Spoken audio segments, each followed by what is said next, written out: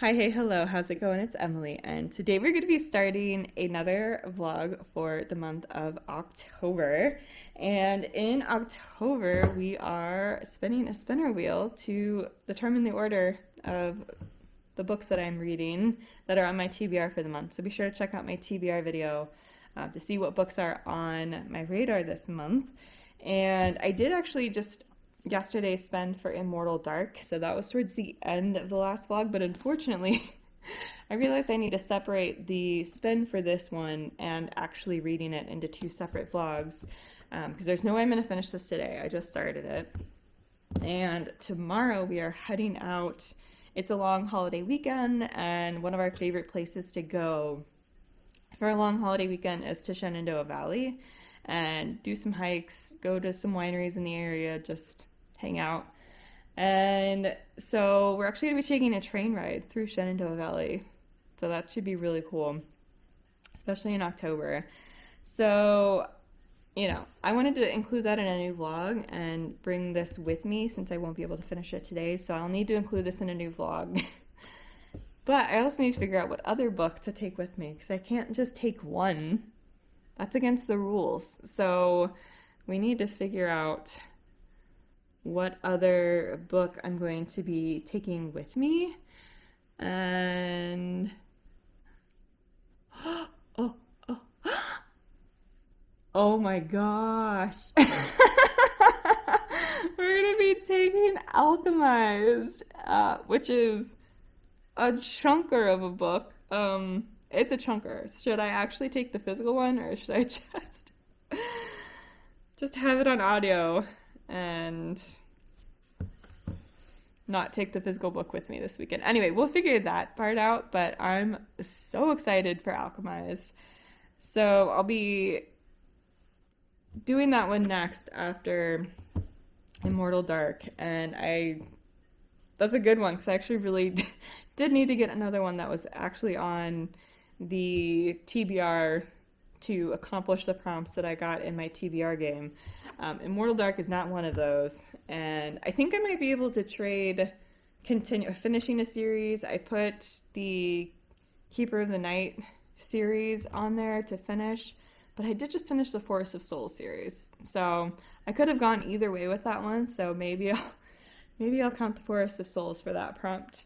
But anyway, I will, I guess, kind of introduce, again, I'm like very at the beginning of this. I think I'm 35 pages in. So I'll just give very first impressions really quickly and then talk more about this once I've actually read some more. But we're following our main character, Kidan, and her sister June. I think it's June, right? Let me double check. Yeah, her sister June was taken, and Kidan believes that her sister was taken by a vampire, and so she has been looking for information and doing some unsavory things to find said information about what happened to her sister. And she is contacted by the head of this school to learn about vampires and humans and their interactions and keeping the peace between humans and vampires. She's contacted by the head of this school and told that if she wants to take over her house, that a lot of family members have died, and she can take over her house, but she needs to go to this school in order to do that. And if she doesn't do that, then the person that she thinks might have taken her sister is going to be the one who takes over the house and that magic and that power. And so I'm still very much learning about this. So, there's, I'm sure, a complicated history between vampires and humans. We're kind of just thrown in a little bit. And there's an interesting relationship between these houses and vampires. And so I'm trying to figure that out and how that works and how that came to be. But anyway, the point is she's trying to find her sister and find out what happened to her sister.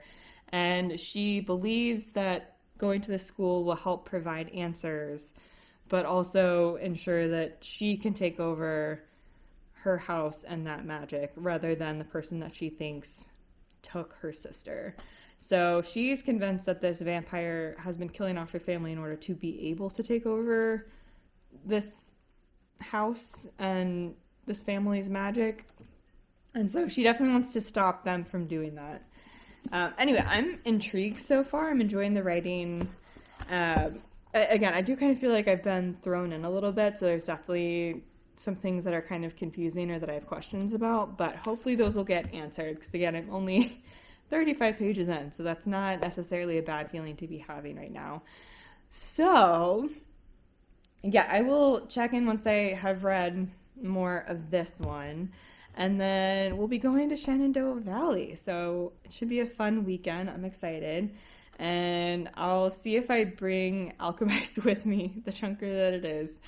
It is almost 1,000 pages, or at least the edition I have is over 950 pages. And the traditionally published version, I have the Fairy Loot, the traditionally published version has over 1,000 pages in it. So it's just going to take me a minute, but the audiobook is at least narrated by Saskia Marveld, so I know I'm going to enjoy the audiobook. So that'll help. Anyway, so yeah, I'll check in once I have read more of Immortal Dark, and then we will go from there. So this is where we're staying. Got the couch here, bed over here. It's small but mighty. We have a little kitchen over here, and Matt having some coffee, and of course the bathroom. So it's yeah, it's it, small but mighty. So now that I've shown you around a little bit, let's check in on Immortal Dark. Having a really good time with this one. So I mentioned that our character's sister has gone missing, and she thinks that the vampire that serves her family's house or works with her family's house is the one that actually took her. She thinks that he has been trying to get the inheritance or trying to get the house passed down to him, and so he's been trying to do that by taking his sister and other family members. And so she is enrolled in this university, is taking classes, so we're getting some of kind of a school setting and her meeting some of the other students, which has been fun, and trying to integrate herself into this university, and of course having a lot of she has to live with this guy in their house, in her family's house there. And so definitely a lot of back and forth between them. She obviously doesn't trust him, and he has eventually tried to tell her that he didn't do anything to her sister, but of course she doesn't believe him, and is trying to do whatever she can to stay there and make sure that she can figure out what happened to her sister. Because if she has to leave, if he is there for, I think it's 28 days consecutively without her there, then everything goes to him. And so he's trying to get her to leave. She's doing whatever she can to stay. And yeah, which leads to a lot of fun, just tension between them. That's been really great. And I'm enjoying the school setting, enjoying learning more about the world. We're getting bits and pieces here and there kind of throughout the schooling. And her trying to, as I said, be friends with some of the other students and trying to integrate herself into the community. Anyway, I've been having a really good time with this one. And definitely some fun, intense, dark moments that have been a lot of fun. So, yeah, I'm about halfway through. I don't even know if you can tell where my bookmark is at, but I'm about halfway through this one. But yeah, we are down in Shenandoah for the weekend, as I said, so we're going to be meeting up with a friend for brunch, and then probably exploring and just seeing what we get up to for the day. And so we'll take you along.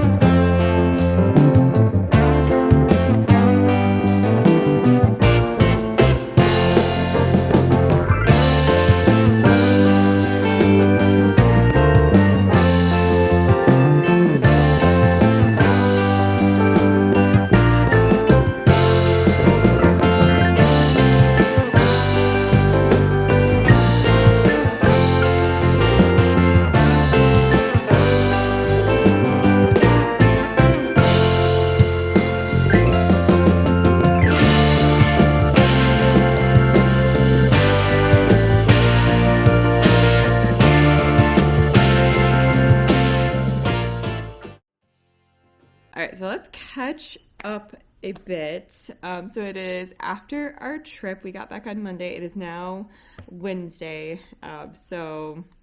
Before we chat, I am 100 pages into Alchemized. So let's go ahead and pick our next book as well, just because. Okay, let me get it pulled up here. Shuffle it and then spin.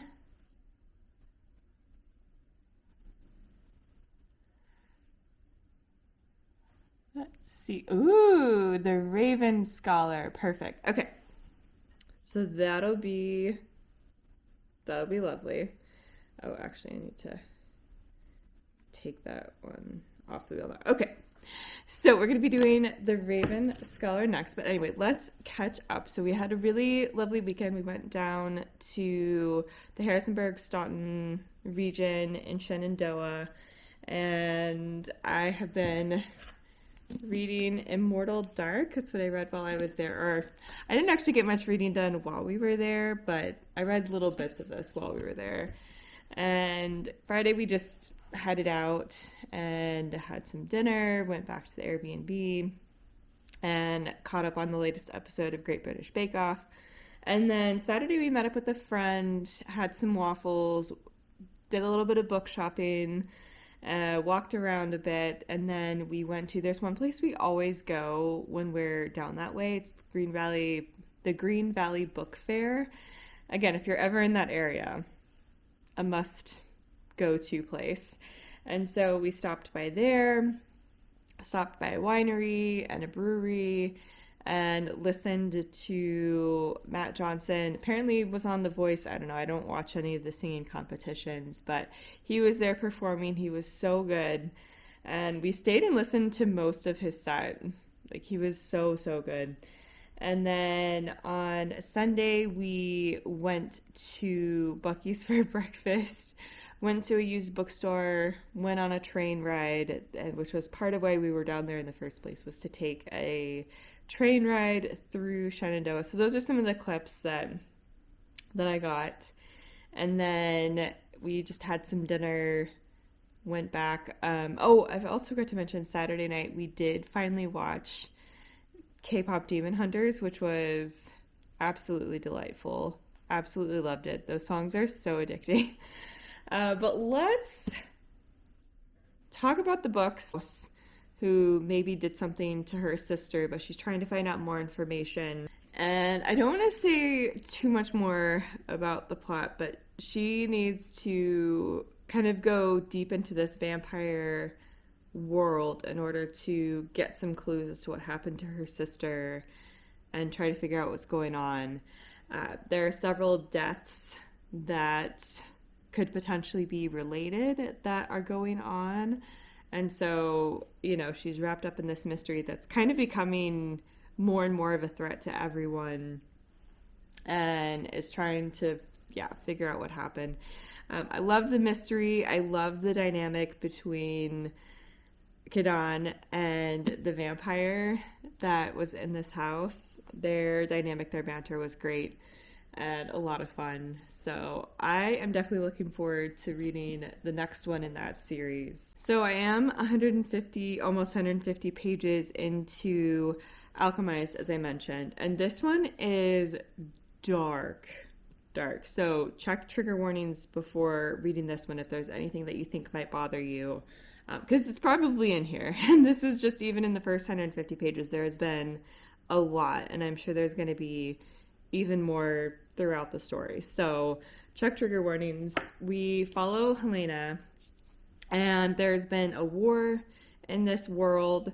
She has been kind of, I say she wasn't put to sleep, but she doesn't remember some portions of what has happened over the course of this war. She is basically in the hands of, the other side of the war. And she, they're taking a look at her mind, basically, realizing that it's been tampered with, messed with, and they want to get to some of her memories or figure out why that's happened, because they feel like that could be key to getting information that the rebellion, the rebel group doesn't want them to find out. So they think that that is maybe why some of these memories are erased, or why her mind was tampered with, is because there's something important that she knows, and they can't risk her, they can't risk that in the hands of the enemy. And so she has, basically there's been medical torture involved here. And it's, a dark, dark world that involves alchemy and, reanimated corpses and lots of stuff. And so she has been taken to this person who is going to try to basically get into her mind to try to give them more information about how they can approach getting these memories back, or he's going to try a technique that could allow them to maybe get at these memories. And so she's at this person's estate, kind of, and anyway, there's lots going on, but she's basically a prisoner at this estate with a lot of dark stuff happening, and he's trying to get to her memories, forcing her to take different medicines.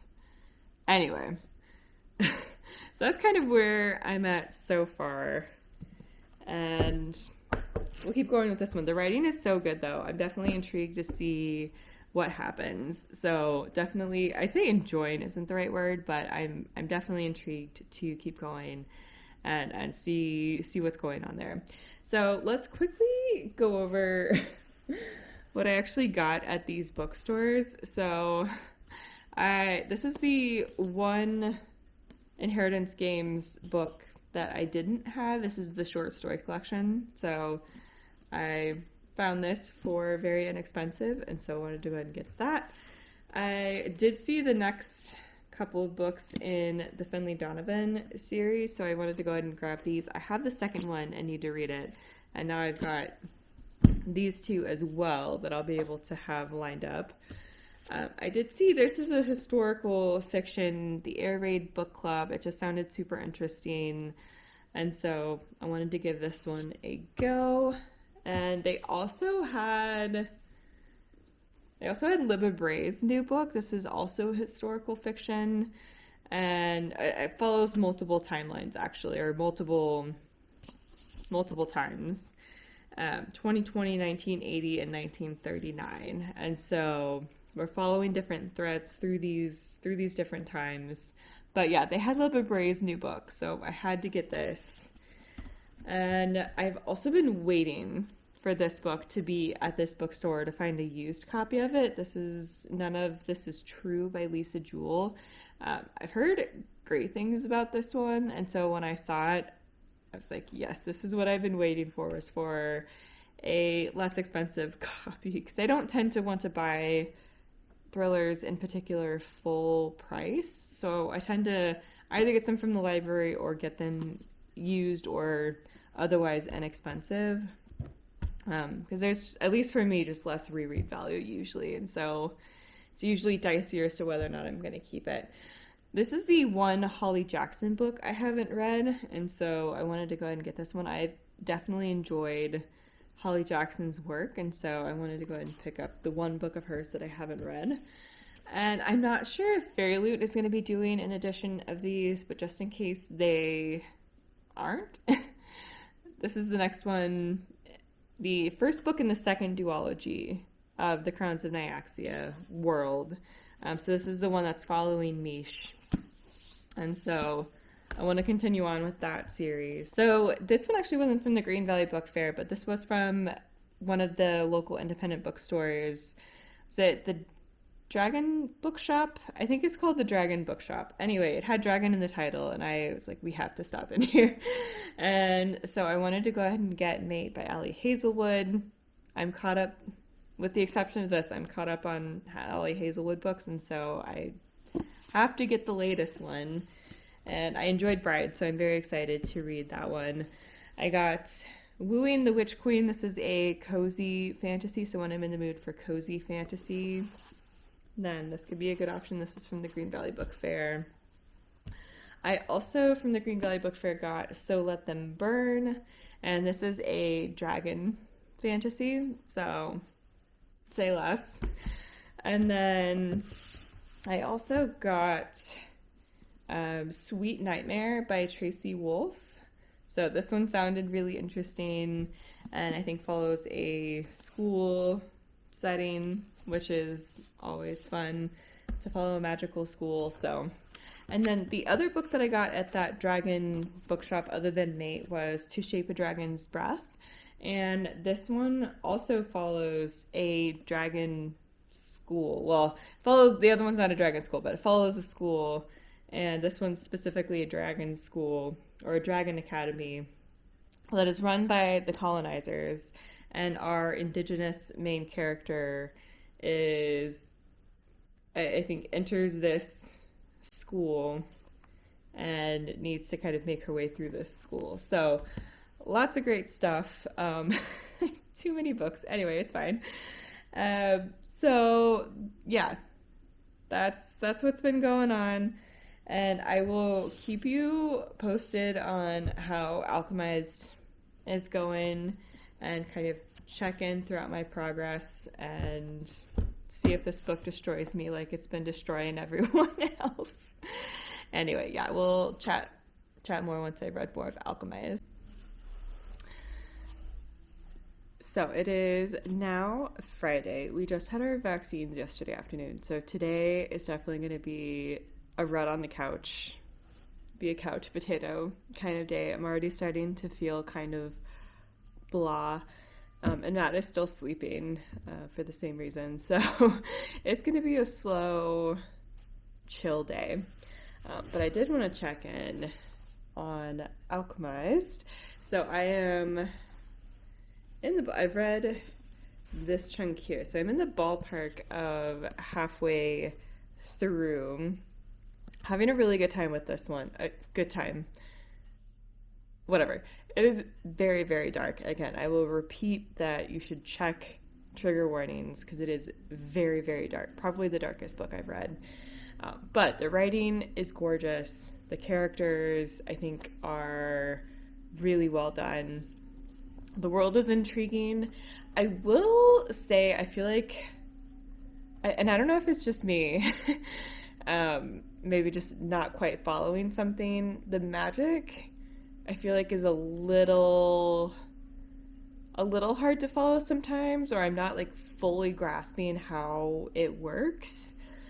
Sometimes it just feels like it's a little hand wavy, which is fine. I'm just kind of not quite, it feels like we're supposed to follow how it actually works, but I'm finding it a little confusing. Anyway, but I'm really enjoying the character work here, and it's definitely a slow story. It is obviously a chunker, and it definitely feels like there are just it's slow going. There are a lot of scenes that are just kind of slow moving, but I'm not minding that at all. I can really enjoy a slow story, so that's not a criticism.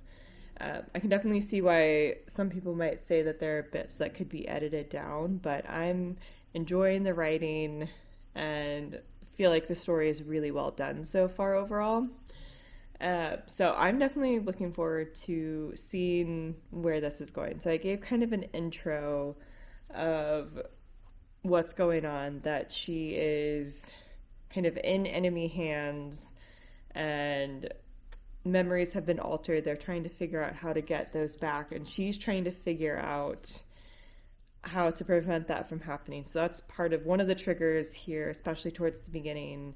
In the first section of it is suicidal ideation. It is very heavy on that, with her trying to figure out how to make sure that they can't get whatever memories have been taken from her. She feels like it's important that they don't get those.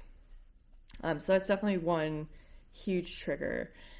And so that's kind of the first section of this. We get some critical revelations about some things that could be happening or things that could be done to her.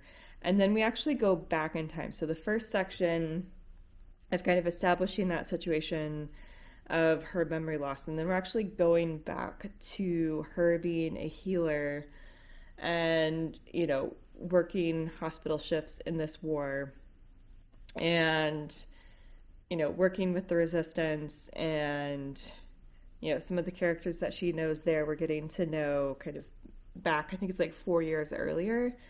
And so we're getting to see her be a healer, which is really cool. And then getting to see her, and I won't say too much because it doesn't really talk a lot about that. It just, anyway, it doesn't talk a lot about the details of that in the synopsis, so I won't say much, but I'll just say we go back in time to some of what she has forgotten, and they're trying to get her to remember.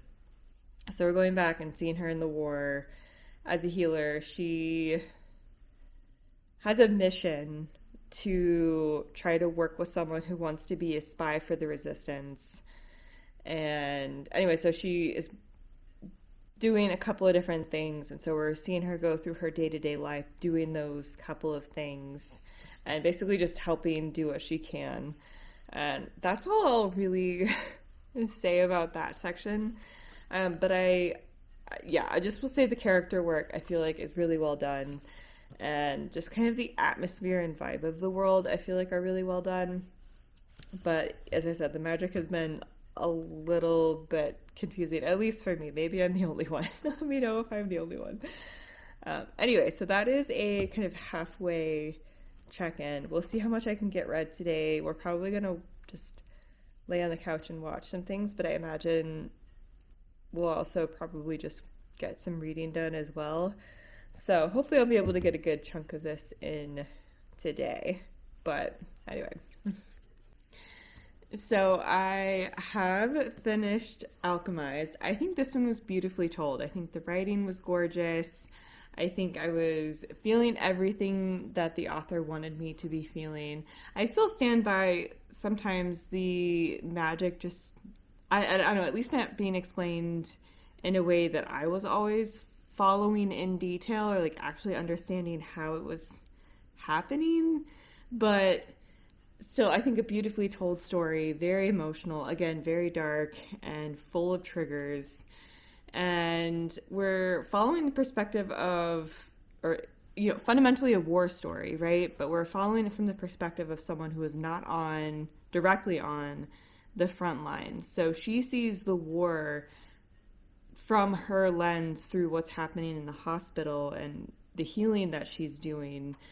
And so something could be going on the front lines, and even if it's successful or something that, gives the rebellion a victory or new territory. Like they take a key part of the city to allow trade so that they can get supplies. And that's a huge victory for the rebellion. But all she sees are the many, many people who were part of that, who were injured, and the cost of that victory coming into the hospital, right? And so it feels like a very slow story. There's definitely a lot happening. And anyway, I don't want to go into too much detail, but I think it was a pretty effective use of kind of jumping forward in time to a specific part of the story towards the beginning for the first chunk of it, and then going back and us realizing what she's remembering and kind of going back through what she's remembering and seeing the first part or the earlier part of the war from what she's remembering and from her perspective as a healer. And I think it was effective to kind of jump back, fill in that gap in what was going on, and then meet back up where we started the story or where we left off after that first chunk of the story and go forward from there. I think that was a really effective way of telling the story. I was realizing towards the end that I feel like it would have been, and maybe this was just me listening to the audio and missing a couple of things here and there, which I'm sure happened. I feel like it would be good to reread this story even more slowly. Although Saskia is a fantastic narrator, so I do not regret listening to it on audio for a first to go through. But I feel like it would be good to go a little bit slower next time. So maybe I was missing some pieces of the world building and kind of the story of the war, because I was realizing at times that it kind of felt like, I know the war is happening because of necromancy and how different groups are viewing whether necromancy should be used and how it's been used.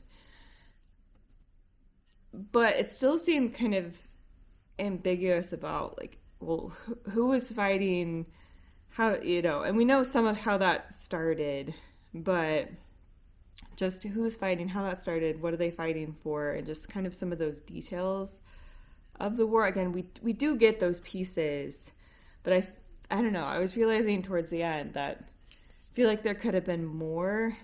And we certainly know certain characters from both sides and why the rebellion is fighting the people that they are, but like as a whole group, if that makes sense, it kind of feels ambiguous, like the group that they're fighting rather than specific individuals that don't deserve to be in power. And kind of what they're doing. We know that a few specific people are doing horrific things. And so we know why the rebellion is fighting. But for some reason that, like, these groups kind of seem ambiguous to me at times. I don't know. Or just like some of that history of, okay, exactly how did we get here? We get some of these details from what Helena finds out throughout different parts of, when she's trying to get information. But I don't know. Like to be focusing on kind of the day-to-day of her in the hospital healing kind of was a very interesting perspective, because it was a very zoomed in perspective, I think is what I'm trying to say. Very zoomed in perspective. And that kind of came at the expense of having a zoomed out perspective of this war. I guess that's what I'm trying to say. But that was a very unique way of telling a story, and I still think a very effective one. I think it's just kind of the choices that were made. Anyway, so again, I think a very beautifully told story. Again, a ton of trigger warnings, but there definitely were a lot of emotions, extreme anger, frustration, like kind of feeling the romance, but then feeling weird about feeling the romance. Just a lot of emotions happening through this one, but I really enjoyed it and think it was a really well told story. Anyway, I have since started the Raven Scholar by Antonia Hodgson. And I'm really loving the first, 150 pages in or so. I've definitely been enjoying the first 150 pages a lot. So we are towards the end of the reign of the person who's in charge. Every 24 years, there's a new group that's supposed to, there's a competition to see who's going to rule next every 24 years. And so we're coming to the end of the emperor's reign, and we follow Nima, who is kind of this emperor's high scholar. And we get some introduction and kind of background into some of the mythology of the world and get some setup and background towards the beginning. And then we are following Nima as the competitors for this set of trials are coming to the capital, and she's put on a reception for everyone. We starting to get to know some of the players, in particular one of them who does not get along with Nima and hasn't for a long time since their school days. And, I kind of immediately do not like this other character. But of course we're following from Nima's perspective. So anyway, immediately kind of don't like this character. I know from the synopsis that at one point one of the competitors dies and Nima's going to investigate and see what's going on. That hasn't happened yet, 150 pages in, but I know from the synopsis that's part of what's about to happen. Anyway, so Nima's put on this reception for the competitors. The details of the trials, we don't really have a lot of details about what kind of trials are going to happen. We just know that there are a set of trials and that determines who's going to reign for the next 24 years. And so, but anyway, I'm enjoying the writing. I'm enjoying what's going on so far. I'm pretty intrigued to continue and see what happens. Nima's kind of in a bad spot right now. They don't really talk about it in the synopsis, but Nima's kind of in a bad spot right now. So I'm very curious how she's going to get herself out of that and be in a position to investigate this murder, or like how that's going to happen based on what's going on. Anyway, I'm really enjoying this one. It's another chunker, so I'm definitely not going to get through nearly as many books as I wanted to this month, but that's okay. Anyway, I will keep reading The Raven Scholar and let you know once I have finished more of it. So here to wrap up this vlog, I meant to check in when I was a bit farther into but not quite done with The Raven Scholar by Antonia Hodgson, but I am not finished with this and really, really enjoy this. This took a bit longer to read than I thought it would, so I'm a bit time crunched to finish a bunch of stuff, and I'm not going to get anywhere close to finishing what I wanted to finish in October, but I'll talk about that in the next vlog. But anyway, Raven Scholar. So I really enjoyed this one a lot. It was a very unique vibe, very unique writing style. And I think I give the basic premise. We're following Nima. She is the Raven Scholar. And so once this, and it's in the synopsis, we know that one of the contestants dies. And we kind of very quickly go from Nima being on the outs with the king and kind of, something happens. I don't really want to talk too much about the specifics, but something happens. The king isn't pleased with her, but we go from that to, hey, not only do I want you to investigate this murder, but I also want you to take this contestant's place in these trials to see who's going to be the next leader. And she doesn't particularly want to be a leader. She has been very happy to be the Raven Scholar and serve this king, and is looking forward to kind of, moving on to different things. She has plans after this trial to go and set about different projects. And so she really has no intention of, or no idea about, no drive to become a leader.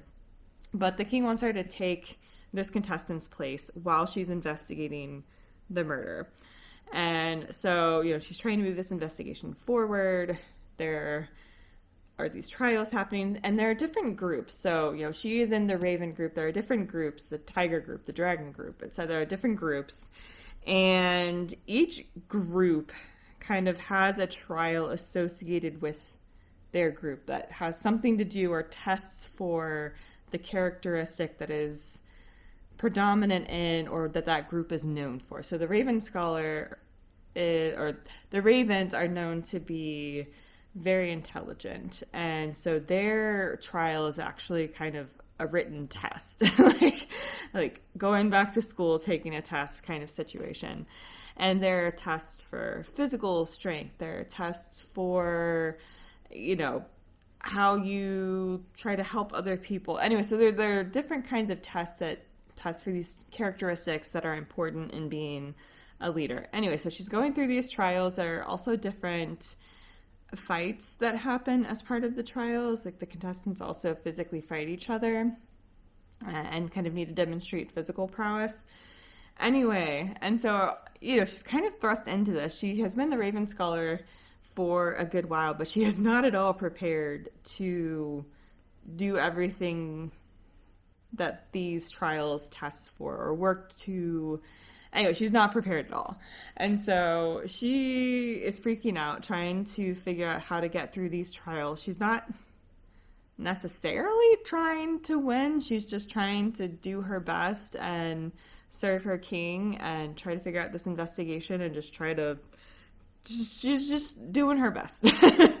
And so, I don't know. I really enjoyed the mystery aspect here. I enjoyed the trials. I love a good set of trials in a book. I say a very unique vibe and writing style as well, because in part there are different sections where we follow the perspective of the Raven. So there is actually a Raven here that she works with and talks to and has a personality and is a character in and of itself. I actually really love the Raven a lot. The Raven is kind of the comedic relief in the story. And anyway, it's just a very unique story. I had a lot of fun with it. I'm very excited to continue the series whenever the next one comes out. So if any of that sounds up your alley, would highly recommend. And that is going to do it for this vlog. And hopefully I'll be able to get this up soon. I think I actually have most of the editing done. So I think I'll be able to get this up hopefully soon. And then I have started my final vlog for October and have been working on this one. So stay tuned and be sure to subscribe for more bookish content and to see what happens in the final vlog of October. I definitely will not get to everything I want. But, we're going to continue trying to get as many October vibey fall reads in while we can. And probably push that into November as well. So we'll see what happens. But thank you so much for watching and for joining me.